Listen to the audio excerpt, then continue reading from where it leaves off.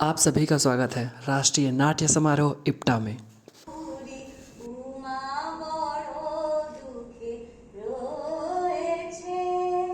गाना खत्म होने से पहले ही जेठी माँ ने बहुत कुछ मुझे खाने के लिए दिया।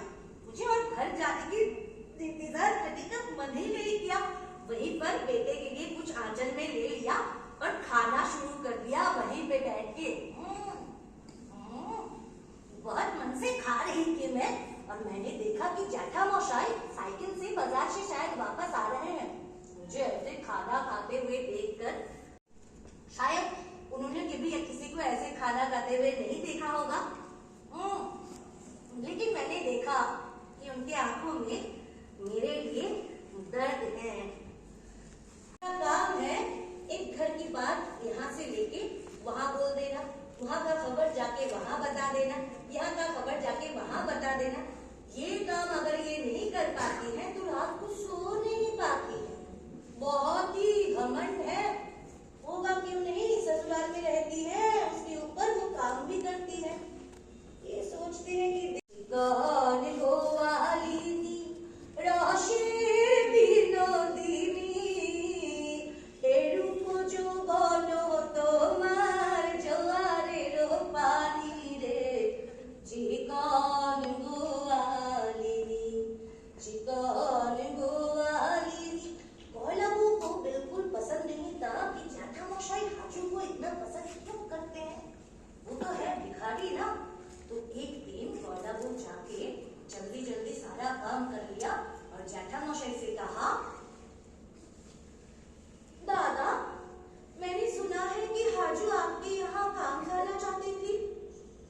हाँ ये सच है क्या? हाँ मैंने कहा है मुझे जरूरत नहीं है। गौलाबू है, क्यों क्या हुआ है? खबरदार दादा उसको बिल्कुल यहाँ घुसने न दीजिएगा, वो एक चोर है। चोर? क्या चोरी किया है उसने? मेरे घर से कैसे चुराएगी दादा, मैं तो घर के अंदर घुसने ही नहीं देती हूँ।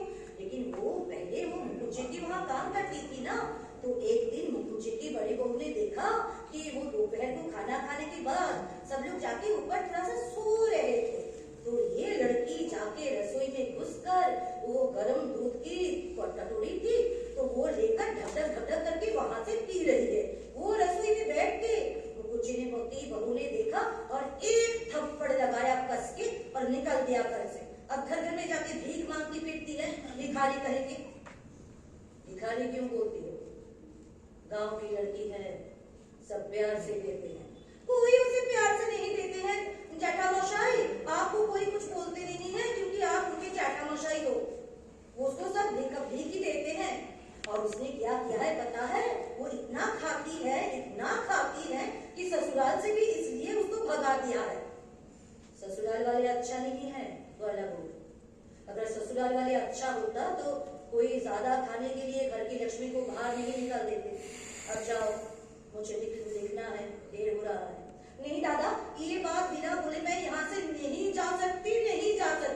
वो लड़की को वहां से भेज देने के बाद दादा एक बार भी वो ससुराल वापस नहीं गई। आपको पता है अगर मुझे भेज देते, अगर मुझे निकल देते घर से तो मैं क्या करती? ससुराल जाके पैर पकड़ के टपक के रो के मुझे वापस लेने के लिए नहीं बोलती क्या? ये लड़की दादा एक बार भी वापस नहीं गई। क्या ये सही है? आप बताइए दादा ये क्या सही है? उसको भी एक बार जाके पैर पकड़ के वापस लेने के लिए रोना चाहिए फिर कि नहीं? ये क्या उसने सही किया है दादा? नहीं मैं नहीं गई। ससुराल वाले ने मुझे वापस भेज दिया, उसके बाद मैं एक दिन भी उनके वहां नहीं गई। क्यों जाऊं? वापस भेज देने के बाद मैं कैसी हूँ, लड़की हुआ लड़का हुआ, किसी ने पूछा तक नहीं। वहां से आने के बाद कुछ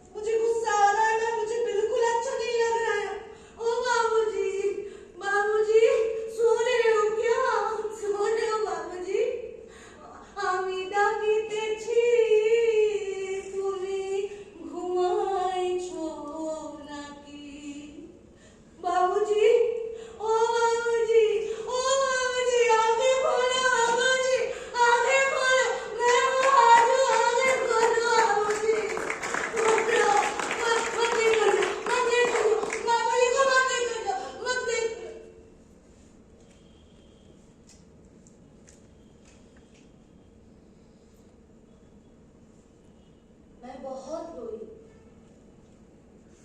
बहुत बहुत रोई। पता है, मेरी माँ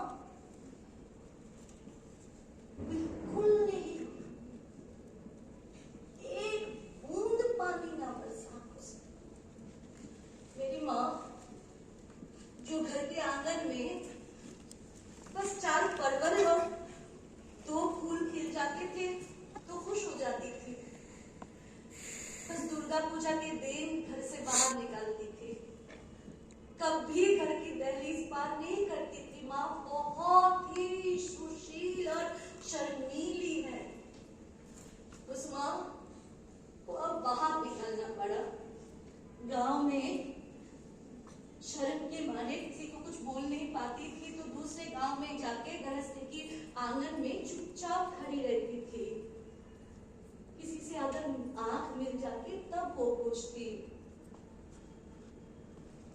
तुम्हें काम वाली चाहिए क्या? नहीं चाहिए। नहीं ठीक है।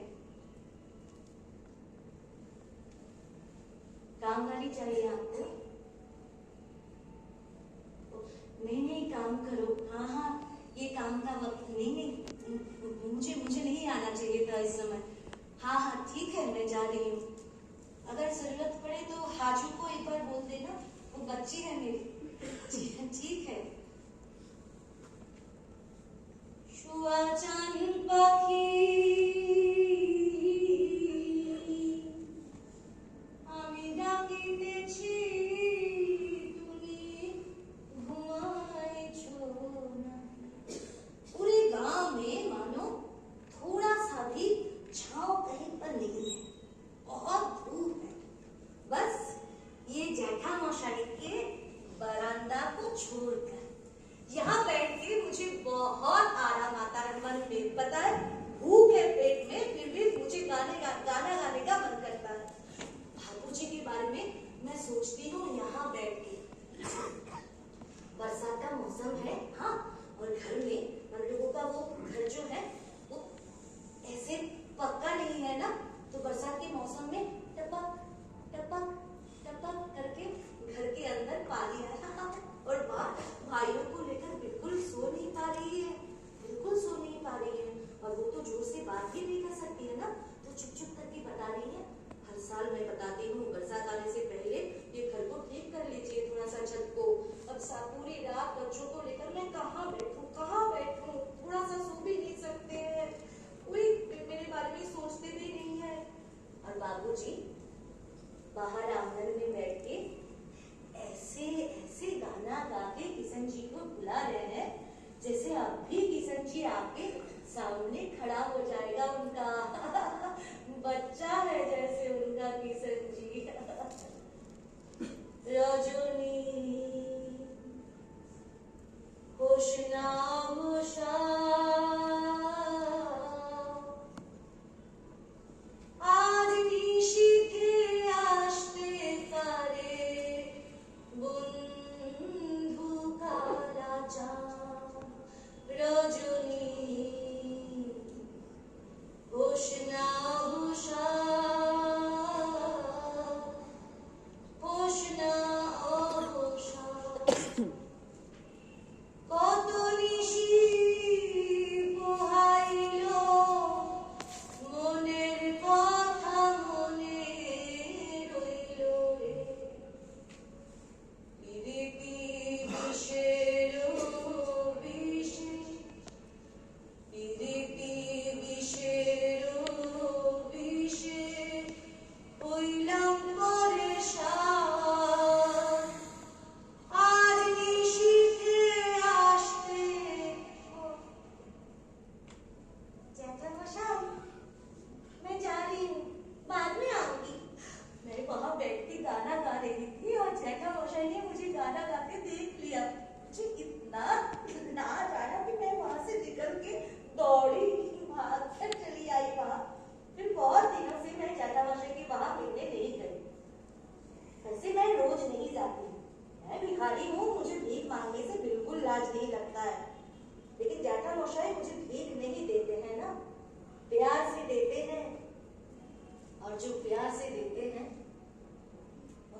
कुछ मान नहीं सकते हैं ना। लेकिन उस दिन मुझे जाना पड़ा ये मधु चक्रवर्ती के लिए। ये है बहुत बहुत बहुत खराब इंसान और मुझे बिल्कुल पसंद नहीं करते हैं। वो गायलापुर की तरह उन्हें भी बहुत घमंड है, पक्का है ना घर इनका, बहुत है पैसा, इसलिए। तो उस दिन मैं मधु चक्रवर्ती की वहां भीख मांगने के लिए गई। मुझे भीख नहीं दिया और भगा दिया, मुझे मारा। पता है मैं गांव में भीख मांगती हूँ, जब ऐसे जाती हूँ खाना खाने के लिए कुछ मांग लेती हूँ तो लोग गुस्से में कहते हैं हाजू यहाँ से जा, अब जा तो तू बाद में आना। लेकिन वो सब गाना गाने से पहले अगर एक बार मैं गाना गा लेती हूँ ना तो भीख अगर नहीं भी देते हैं तो धीरे से बोलते हैं राजू बेटा आप जा बाद में आना। लेकिन ये गाने सुनने के बाद किसी ने कभी नहीं मुझे मारा। मधु चक्रवर्ती ने मुझे मारा। मैं गाना गाई, उसके बाद मैं बिल्कुल चौंक गई। और कौन है ये सब बताने के लिए, इसलिए मैं दौड़ के जटामशाई के पास गई और जटामशाई से कहा जटामशाई मधु चक्रवर्ती मुझे बहुत मारा है, मैंने कुछ नहीं किया है जटामशाई। मैंने गाना गाया, उसके बाद मुझे भीख भी नहीं दिया और बहुत मारा और मेरे पास जो कटोरा था ना वो भी ले लिया उसने। कुछ नहीं किया है जटामशाई, ऐसे ही मुझे मारा। ऐसा कैसे हो सकता है? को जाओ मधु को बुलाओ। मारा है हाजू को, ये सब क्या है? क्या हुआ? जाओ। जटामशाई ने बुलाया, इसलिए मधु चक्रवर्ती धीरे धीरे उनके पास आए और बोला नमस्ते दादा, आपने मुझे बुलाया? हाँ बुलाया। तुमने हाजू को मारा, ये सब क्या है मधु? दादा आप मेरी बात पहले सुनिए, उसके बाद आप जो कहेंगे मैं वो मान लूंगा दादा। वो लड़की अच्छा नहीं है दादा, वो एक चोर है। चोर है? क्या चुराया है उसने? दादा वो आपको पता है ना, मेरे घर के आंगन में वो लेंडा आम का पेड़ है, उस पेड़ से एक आम उस दिन गिरा है नीचे। मैंने खुद आंखों से देखा है, अपना आंखों से दादा। वो आम उसने उठा लिया और कम करके आंगन में बैठ के वो खाने शुरू कर दिया। मैंने खुद आंखों से देखा है दादा। लेकिन उस दिन मैंने उसको कुछ नहीं बताया। मैंने सोचा ठीक है, अब वो आम का पेड़ है, वो गिरा है, वो तो खा लिया है, ठीक है कोई बात नहीं, गाँव की लड़की है। आज दादा वो इतना बड़ा आम था दादा, आपको पता है ना, वो बहुत पुराना पेड़ है दादा। आपने तो देखा है, आपको मैं हर साल बेचता हूँ दादा वो आम का पेड़ से। आपको पता है वो कितना मीठा है? इतना बड़ा आम है दादा, बिल्कुल गाछ से पेड़ से टपका हुआ था, उसको उठा लेके मैं ऐसे खाना शुरू कर दिया। वो देखकर भी मैंने कुछ नहीं कहा दादा। अब सोचिए मेरा दिल कितना बड़ा है, कितना बड़ा है मेरा दिल, मैंने कुछ नहीं कहा दादा। आज उसने क्या कहा दादा आप सुनिए, उसके बाद आप बात करेंगे।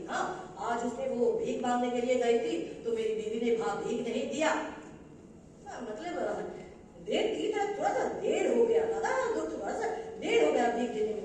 इसलिए वो लड़की, वो बच्चा लड़की क्या किया, वो घर के पीछे मैंने वो बगीचा किया है ना, आपको तो पता है दादा मुझे वो बगीचा के बहुत शौक है।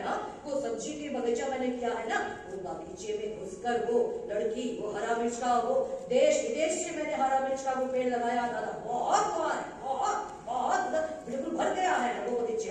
वहां से वो हरा मिर्च पटक से वो तोड़ रही है और आंचल में भर रही है, तोड़ रही है आंचल में भर रही है, तोड़ रही है आंचल में भर रही है, तोड़ रही है आंचल में भर रही है। ये देखकर मैं अपने आप को रोक नहीं पाया दादा, मारा एक थप्पड़ कस के। क्या बस इसलिए तुमने उसको इतना मारा? बहुत गंदा काम किया है तुमने दादा, भूल मत जाओ उसने गाना गाया था, उसके बाद तुमने ऐसा किया। वो कलाकार है। क्या? आजू कलाकार है, गरीब है लेकिन कलाकार है, ये तुम्हें याद रखना पड़ेगा।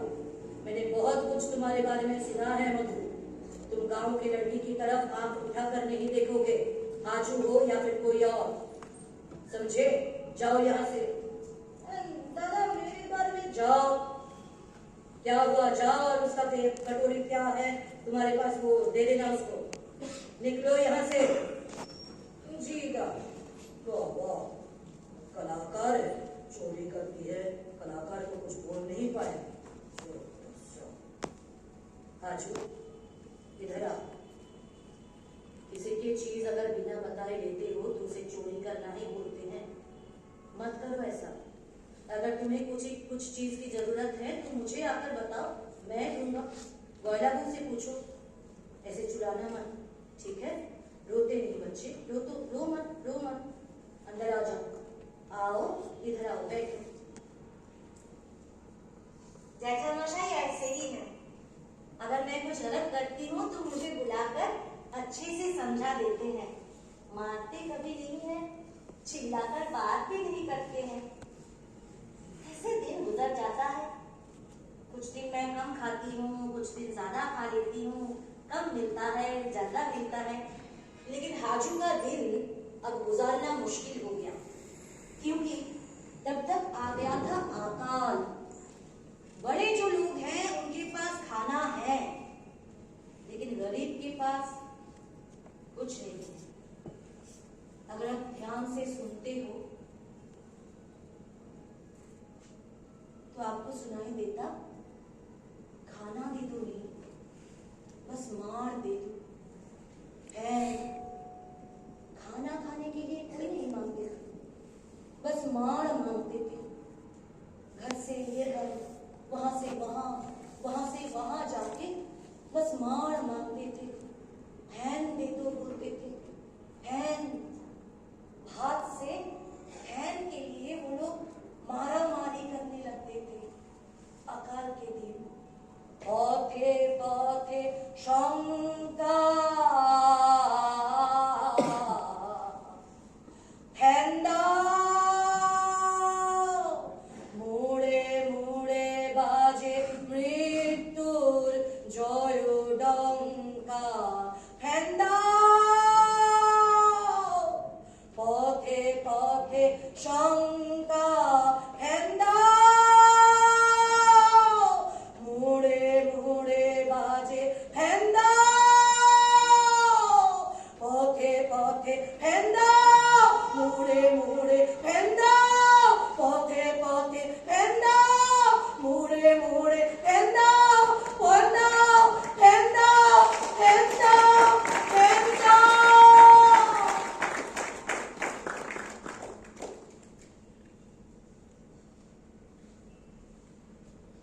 मुझे बिल्कुल अच्छा नहीं लगता था।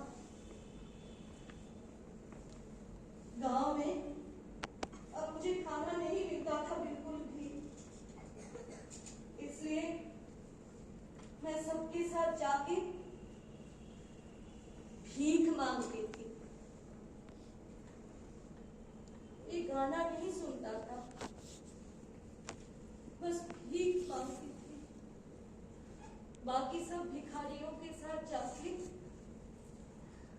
मुझे थोड़ा सा फैन दे दो ना, मार मुझे दे दो ना थोड़ा सा। मैं सुबह से मैंने कुछ नहीं खाया, पता है, बहुत भूख लगा।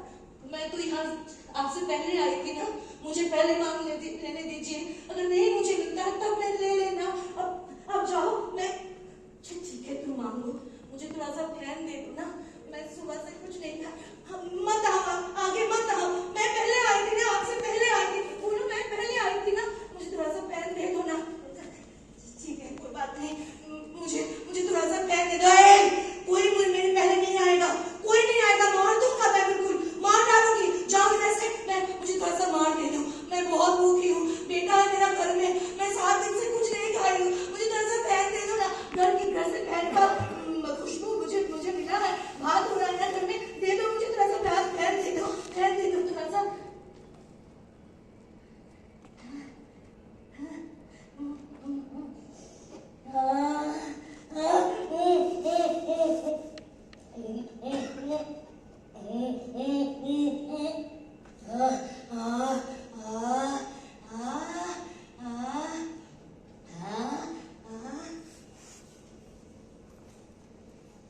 मैंने खत्म कर दिया। ये खाली खाली बर्तन लेके मैं घर वापस नहीं जा सकती। बेटा है मेरा, वो राह देख रहा है। मैं कैसी माँ हूँ यार, मैं इसको लेकर नहीं जा सकती। अब मुझे थोड़ा सा फैन दे दो ना, मैं वो गिर गया पता है।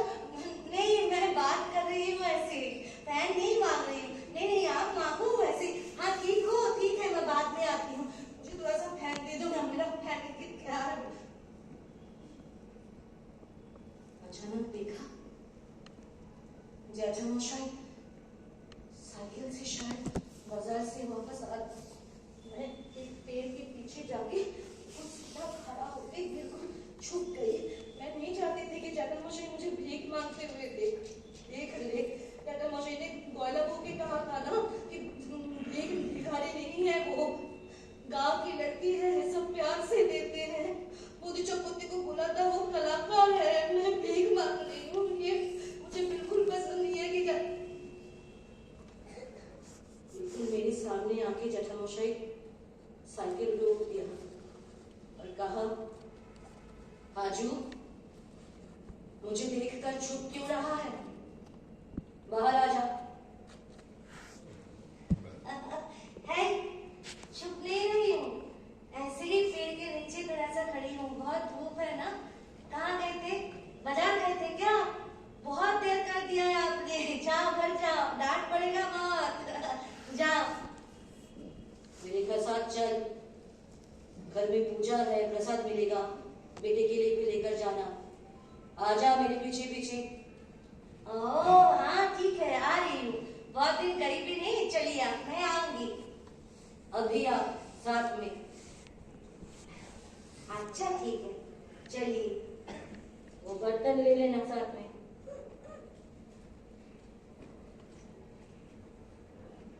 जी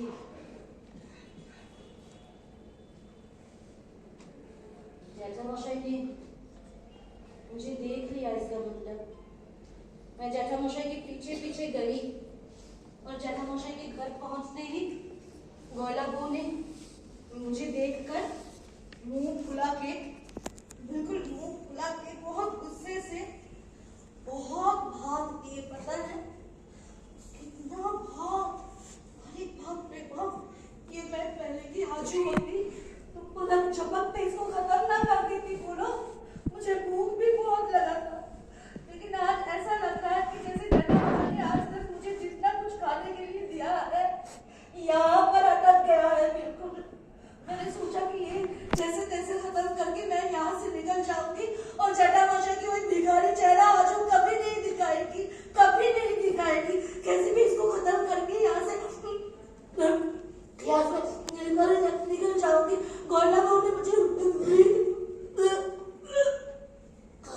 नहीं, मैं नहीं खा पा रही हूँ, मुझसे नहीं होगा।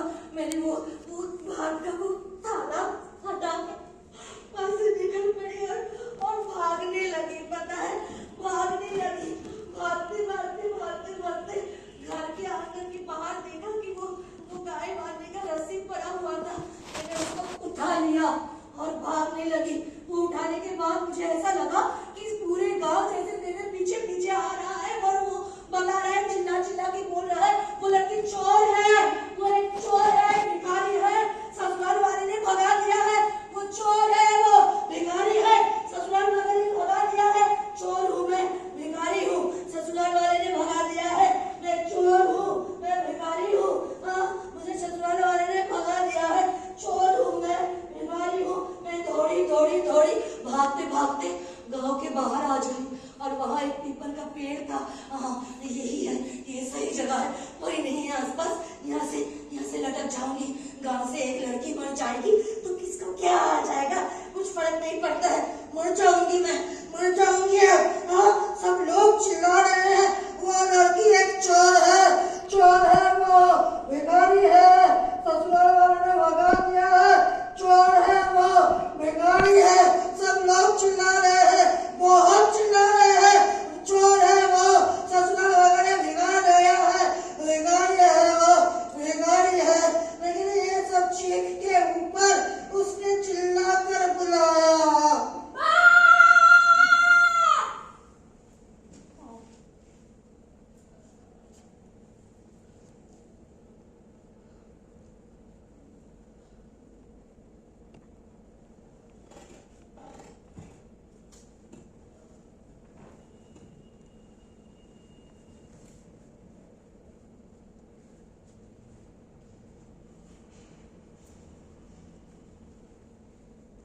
मर नहीं पाया मैं।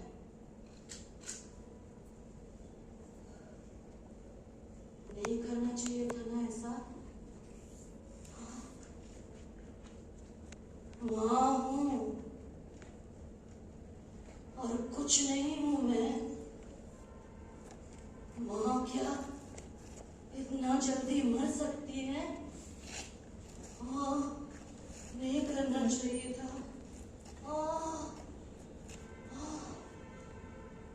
ओ जीवन रे,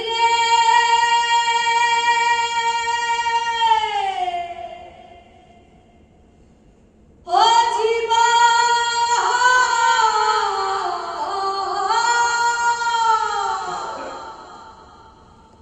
ओ जीवन,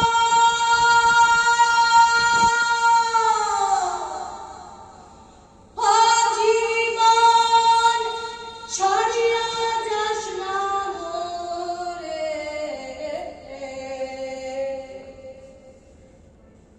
তুই জীবন ছাড়িয়া গেলে মানুষে বলবে মরা জীবন রে,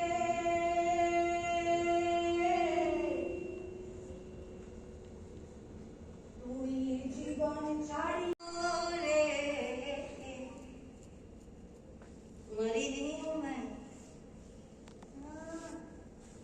हाजू कैसे मर सकती है? इसलिए मैंने वो रस्सी फेंक के वहां से भाग चली, गांव से। चलते चलते चलते चलते मैं शहर आके पहुंची, पता है? इसके पहले मेरे घर से कभी किसी ने शहर का चेहरा भी नहीं देखा होगा। मैं पहली बार आई हूँ शहर, यहीं पर बस गई हूँ। अब 2 वक्त का खाना मिलता है मुझे, बहुत खाना। मुझे कभी कभी फेंक भी देना पड़ता है, पता है? और फिर घर में जो है एक बिस्तर भी है, सफेद चादर बिछा के रखा है मैंने। और अब मैं चाय भी पीती हूँ, जैसे अमीर लोग पीते हैं ना, कांच की कप से चाय, वैसे पीती हूँ। नींद ही नहीं टूटती है मेरा बिना चाय पिए। वॉशरूम की बेटी हूँ ना, इसलिए घर में एक किशन जी की फोटो भी रखा है पीछे दीवार पे। अब मैं खुंजुनी बजाकर गाना नहीं गाती हूँ, सच में हारमोनियम बजा के गाना गाती हूँ। और वो ठुमरी वाला गाना, अरे सुनोगे? खाचा भेंगे प्राणीर पाखी, उड़े गयो आरिलो ना। खाचा भेंगे प्राणीर पाखी, उड़े गयो आरिलो ना। खुदी चले गयो, खुदी चले गयो, কোথায় গেল প্রাণ ময়না। বল সখী কোথায় যাব, কোথায় গেলে খুঁজে পাবো। বল সখী কোথায় যাব, কোথায় গেলে খুঁজে পাবো। পুলিশে কি খবর দেব, পুলিশে কি খবর দেব, বলো তো জানাই গে থানা। খাঁচা ভেঙে প্রাণের পাখি। हाँ, गर्मी के दिन है, बहुत, बाप रे बाप, इतना गर्म है कि टिक नहीं पा रही हूँ बिल्कुल। और इस समय जहाँ मैं रहती हूँ ना, उससे थोड़ा सा दूर एक बहुत बड़ा मैदान है। वहां पर लिखते हैं, ऐसा कोई ठाकुर है जिनका जन्मदिन है, तो इसलिए और सारे जो लिखते हैं ऐसे लेखक आए हुए हैं सुबह से। तो वो किसका नाम लेकर पुकार रहे हैं पता है माइक्रोफोन में? जाठा मशाई के। मैंने सोचा एक बार कि मैं दौड़ के जाऊं और जाठा मशाई के बोलूं, ओ जाठा मशाई ये देखो मैं हूँ आजू। लेकिन मैं गई नहीं, मैं यहीं पर चुपचाप खड़ी हूँ, यही अंधेरे में। वहां से जब लोग लौटेंगे ना, जाठा मशाई के आएंगे यही बोलूंगी जैसे वो बोलते थे, हाजू घर के अंदर चलो खाना खा के जाना। आज मैं जेठामशाई को बोलूंगी, जेठामशाई घर के अंदर आइए, खाना खा के फिर जाना। बहुत उच्छल है, बाप रे बाप, कब से खड़ी हो। अच्छा, जेठामशाई मुझे पहचान पाएंगे ना? नहीं मतलब इस इलाके में देखकर अगर वो पहचानने से इनकार कर दिया तो ठीक है, कोई बात नहीं। फिर भी मैं जेठामशाई को जेठामशाई करके पुकारूंगी एक बार। काफी दिनों के बाद मुझे वो है जेठामशाई।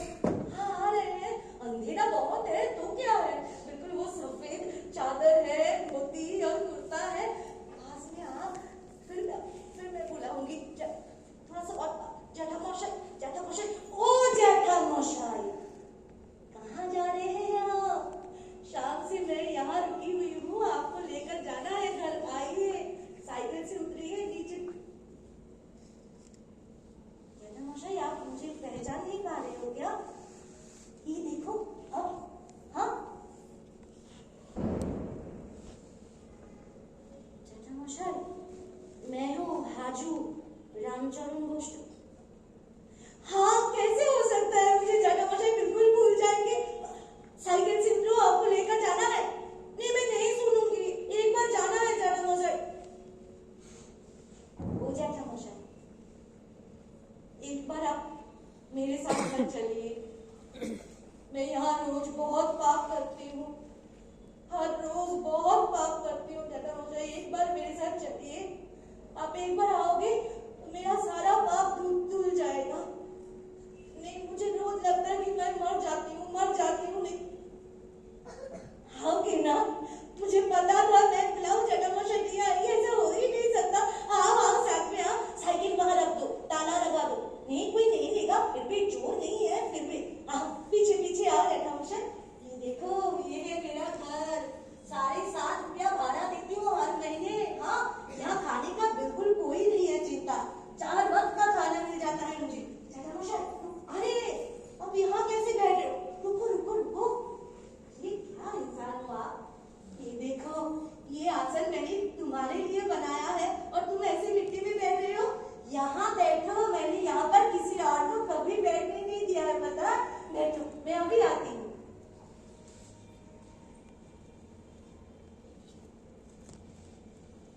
जेठामशाई ने मुझे बहुत खिलाया। अगर एक बार मैं उनको कुछ ना खिलाऊं तो मुझे खाने का मन नहीं भरता है खाने से। और जेठामशाई ने सिखाया था, हाजू खाने का स्वाद मसालों में नहीं होता है, लेकर खानों में होता है। तो मिलके खाएंगे आज जेठामशाई के साथ। जेठामशाई रुको, ये देखो ये बर्तन में भी मैंने किसी को कभी खाने नहीं दिया है, पता है? मुझे पता था तुम एक बार जरूर आओगे। रुको रुको, ये खाओ, ये खीर खा के बताओ मैं गौलाबू जैसा खाना बनाती हूँ कि नहीं। अरे गौलाबू को कैसे भूल सकती हूँ, मुझे कितना प्यार करती थी। ओ जेठामशाई एक मिनट रुको, ये 5 रुपया रखो। हाँ ये माँ को दे देना, मैं हर महीने माँ को भेजती हूँ पैसा, पता है? दे देने से समझ में आ जाएगा उनको, मैंने भेजा है बोल देना, ठीक है? जी मैंने पिछली बार मोती चक्रवर्ती वो आए थे, उनको उनके हाथ से मैंने माँ के लिए साड़ी और बेटे के लिए कपड़ा सब भेजा है, पता है? अब गांव में बहुत लोग आते हैं तो यहाँ सब मेरे खरीदार हैं।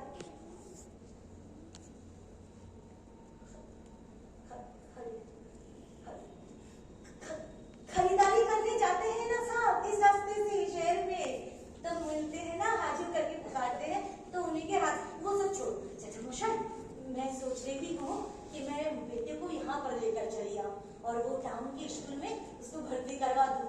वहाँ लिखाई पढ़ाई में बिल्कुल मन नहीं है जेठामशाई, वो पढ़ता नहीं है बिल्कुल, सब बोलते हैं, गाँव में घूमता रहता है वो। मुझे बहुत इच्छा है वो बहुत लिखा पढ़ा करे, पढ़े लिखे और बड़ा होके वो आपके जैसा टेबल में बैठ के आपके जैसा लिखे।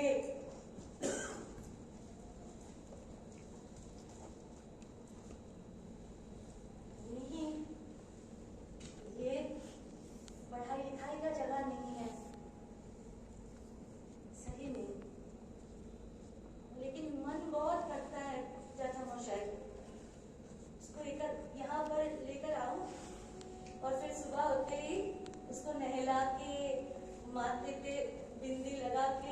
स्कूल भेजूं और जाते समय रोज उसको बोलूं कि सीधा स्कूल जाना और स्कूल से वापस आना। देर से अगर आएगा तो बहुत पीटूं। उसके बाद माँ बेटा दोनों बैठ के हाथ खा। यहाँ बहुत खाना है दादा हम शायद रोज खाते समय उसका चेहरा मन में आता है। खा नहीं पाती हूँ ठीक से। नहीं चाचा मौसा नहीं आपने सही कहा। नहीं हाँ आप देखोगे।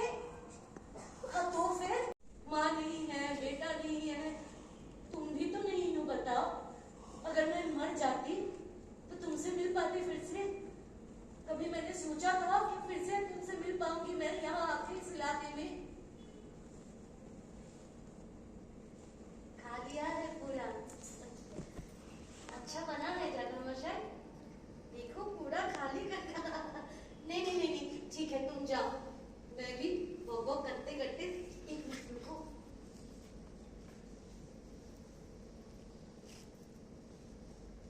चाचा मशाई मैं ऐसी जगह रहती हूँ तुम्हें फिर से आना कभी ये नहीं बोल सकती।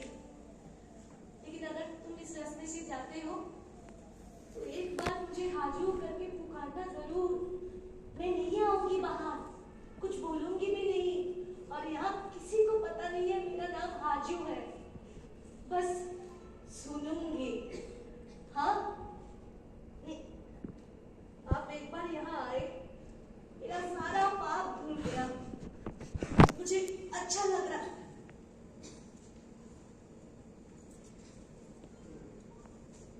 हाँ कभी नहीं बोलूंगी नहीं सोचूंगी भी नहीं सोचूंगी नहीं सोचूंगी कभी नहीं सोचूंगी।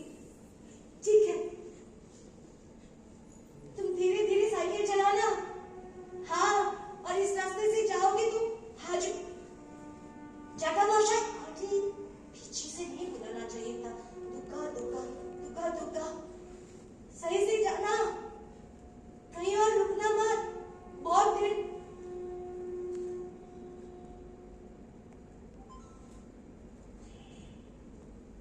चले गए चाचा मौसा। मुझे पता है वो कभी इस रास्ते से और नहीं जाएंगे। इसलिए मैंने जिस आसन में उनको बैठने के लिए दिया था जो आसन उसको मैंने प्यार से उठाकर रख दिया है। अब यही मेरा छोटा सा शीतल पार्टी है। यहीं पर मेरा आराम है। इसी में से गांव की मिट्टी की खुशबू चाचा मौसाई की खुशबू आती थी ना। पता है चाचा मौसाई ने मुझे क्या कहा। मुझे कहा हाजू बार बार तू ये क्यों कह रहा है कि तूने कुछ पाप किया है। तूने कोई पाप नहीं किया है। तू अपने काम से अपना पेट भर लिया है। तूने माँ बेटी के पेट भरने के लिए काम कर रही है। तुझे कोई पाप नहीं लगेगा। अगर एक पाप की दुनिया में कोई पाप है तो वो पाप मैंने किया है। अब सबने किया है। एक पूरे गांव मिलकर तुझे 2 वक्त का खाना नहीं दे पाया। सर के ऊपर थोड़ा सा छत नहीं दे पाया। तेरा क्या पाप है रे। तू तो काम करती है। तू सर उठा के जीना बड़ों की तरह जीना। सर उठा के जीना बड़ों की तरह जीना। मैं काम करती हूँ ये मेरा काम है। मैं सर उठा के जीऊंगी और बड़ों की तरह जीऊंगी। जेठा मौसी ने कहा है मैं सर उठा के जीऊंगी बड़ों की तरह जीऊंगी। हाजू सर उठा के जिएगी बड़ों की तरह जिएगी। हाजू सर उठा के जिएगी बड़ों की तरह जिएगी। हाजू की सर होता है क्या? वे तो शुरू ही होते हैं गले के नीचे से और घुटने के ऊपर ही खत्म हो जाते हैं। जेठामशाई जब वो 5 रुपए लेके हाजू की माँ के पास गए थे, तब उनको पता चला कि इस अभी तक हाजू ने जितना पैसा उनकी माँ के लिए भेजा था, 1 पैसा भी उनको नहीं मिला। जिस मधु चक्रवर्ती ने हाथ पकड़ के वो हरा मिर्च चोरी किया था, इसलिए उसको हाथ तोड़ दिया था, हाँ पता याद है ना? उस मधु चक्रवर्ती ने भी माँ का साड़ी और कपड़ा देने के लिए वहां नहीं करे, चोरी कर लिया होगा। नहीं, मधु चक्रवर्ती की चोरी के बारे में मेरे इस स्टोरी में कुछ है नहीं। वो बड़े हैं इंसान, हाँ इतना कुछ मुझे नहीं बताना चाहिए। मैं बस हाजू तक ठीक हूँ। शुरू में मैंने बताया था कि हाजू बिल्कुल मेरी जैसी है, हम दोनों का भूख बहुत है। अब पता चला कि यहाँ पर हम लोगों को याद रखना पड़ेगा कि भूख जो है वो हमारी कमजोरी नहीं है, ताकत है हमारी। हाजू भूख के लिए ही तो अपने लिए खाना और माँ बेटे के लिए भी खाना जुटा लेती है, और मेरे पास भी तो भूख है मंच की, इसलिए मैं रोज पैर के नीचे मंच की शीतल पाटी ढूंढ लेती हूँ। वो सब बोलते हैं ये सब करके क्या मिलेगा?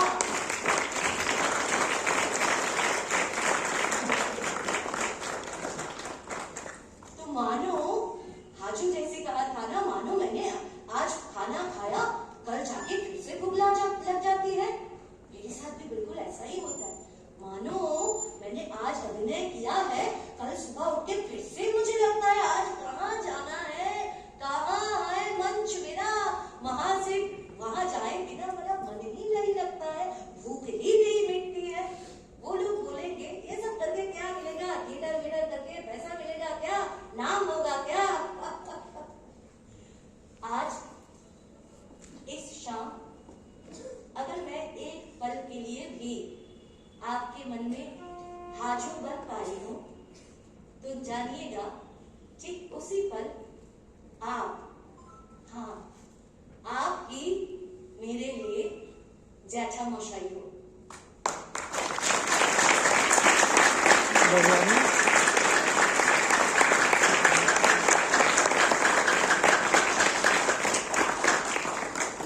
मुझे डरने की जरूरत नहीं है, मेरे पास ताकत है, मेरे पास प्यार है। तुम्हारा चे बंदूक और हमारा चे खुदा। बंदूक मतलब ताकत, रिवॉल्वर, और खुदा मतलब भूख। तुम्हारा चे बंदूक और हमारा चे खुदा, तुम्हारा चे बंदूक ताई हमारा चे खुदा, तुम्हारा चे बंदूक कारण हमारा चे खुदा।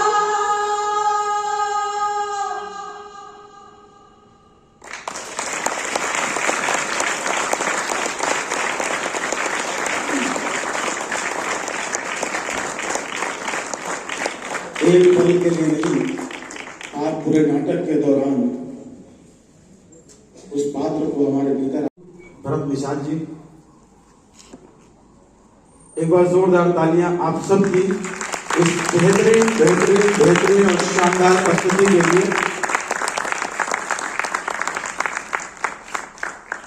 हमने जैसे पहले बताया था कि ये आज का ये नाटक शिवानी मुखर्जी जी की याद में और उनकी बड़ी बहन कल्याणी मुखर्जी जी ने स्पॉन्सर किया है रविंद्र चौबे जी के सहयोग से, और रायगढ़ इप्टा की तरफ से ये मोमेंटो संजीता जी को इस शानदार प्रस्तुति के लिए।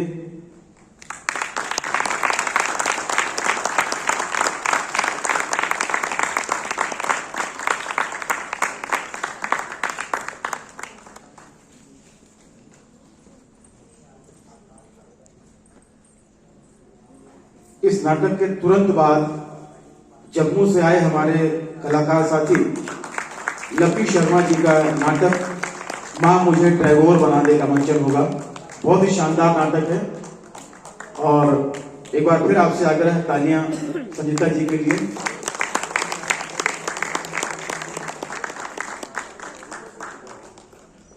और आप सबसे आग्रह, ये नाटक जो है जम्मू